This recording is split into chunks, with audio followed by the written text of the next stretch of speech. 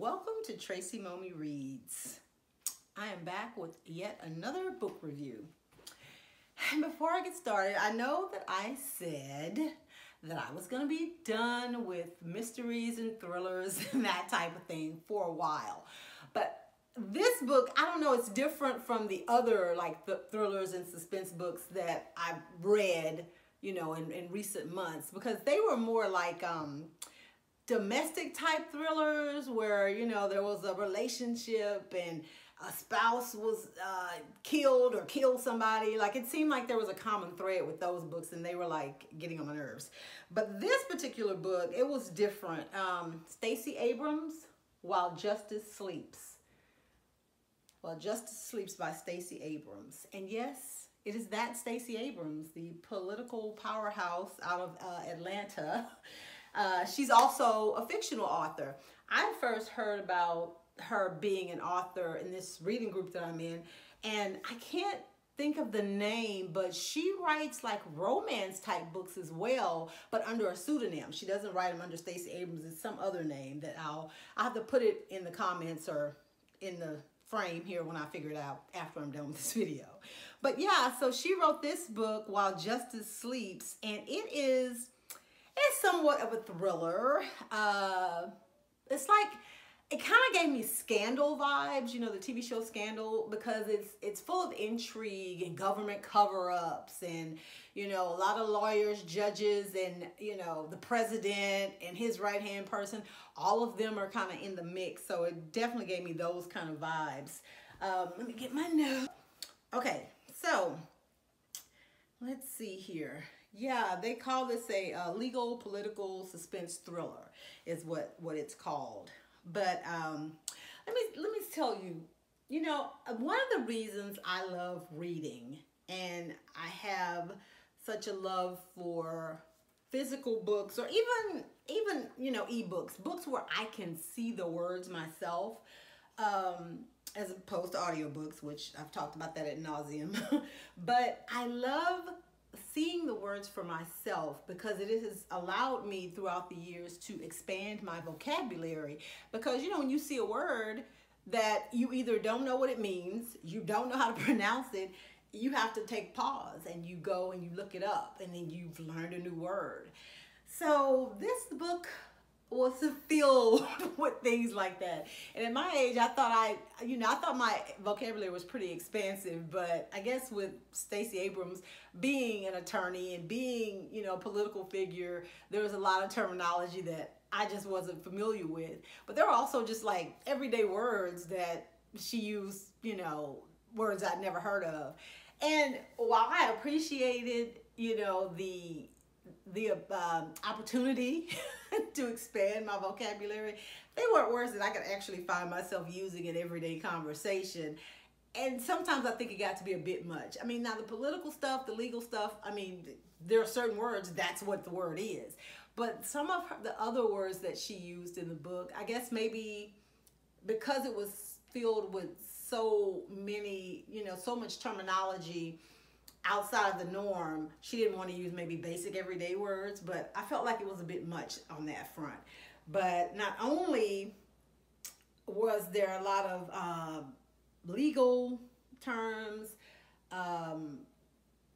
political terms, there was like a whole part of the story where the government was covering up something to do with genetics. So there were a lot of, you know, genetic terms, biochemistry terms, and then to add even more onto your reading brain, a lot of things that were mentioned in the book were related to chess. So if you're not a chess player, like I am not, there were a lot of things in there she talked about that were related to chess moves, and for people who may be, you know, well versed in chess.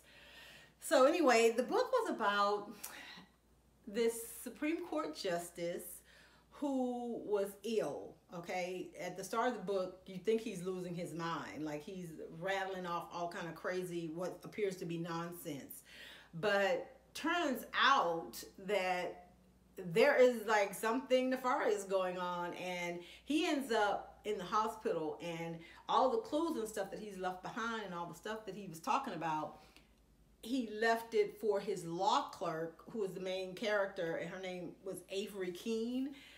He left it for her to figure out because she's a very cunning, street smart young woman. And she was like racing against the clock to try to figure out all these clues that he left her so that she could expose this big thing that had happened that the president knew about and he was involved in.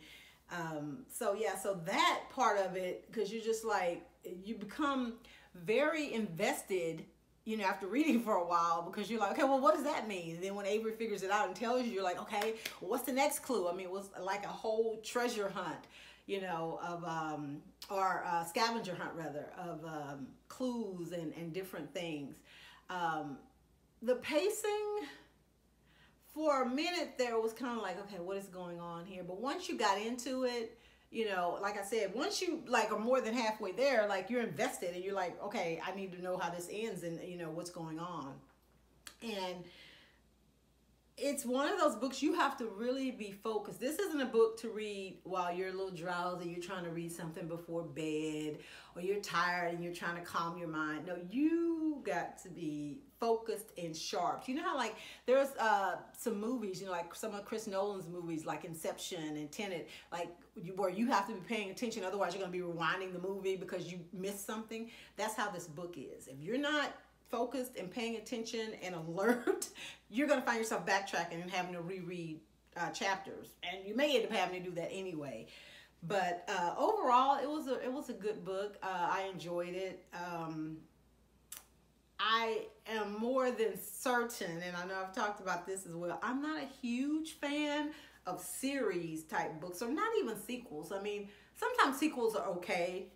I may be doing a sequel myself at some point, but this book, there's no doubt in my mind that this was set up to be a sequel or a series of books because of the way that it ended. I mean, there's just like, you know, so much more that these characters can do. There's some unfinished stuff, you know, at the end. Like the main thing was resolved, but there's some other things that they didn't get to resolve, and a person they didn't get to bring in, so he's on the run.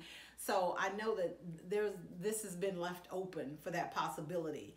And it seems so weird lately, the last few books that I've read, like after I've read them or while I was reading them, I found out that they've been optioned for movies and TV shows. And this one has also been optioned to become a television series. So that's going to be interesting, like when all of these movies and books start coming out, because I've read the books, like to see, you know, how close they are, how well they're adapted.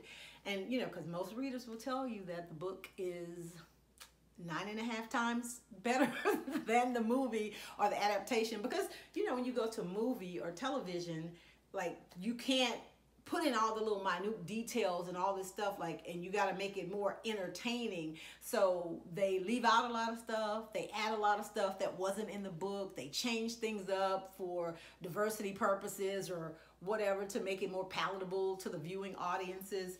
So yeah, it's going to be interesting to see how they do this one. Given that the majority of the main characters are black in this, I think Avery, she's biracial. But yeah, so it's going to be interesting to see how this one plays out on the small screen. But yeah, overall, like I said, it was pretty good if you're into those type of books. But just know that it is heavy with the political, and because a lot of it takes place with the Supreme Court, you know, they're talking about cases and the genetics piece of it, that where they're trying to weaponize stuff. So it's a lot of that type of stuff in there. So if that floats your boat, then you're gonna really enjoy it. Yeah, so While Justice Sleeps by Stacey Abrams. And this particular one, I'm looking up the cover on the internet because I got this through the Libby app. And if you're not familiar with the Libby app and you're a reader, it is a app that connects to most of the libraries, you know, public libraries in the United States.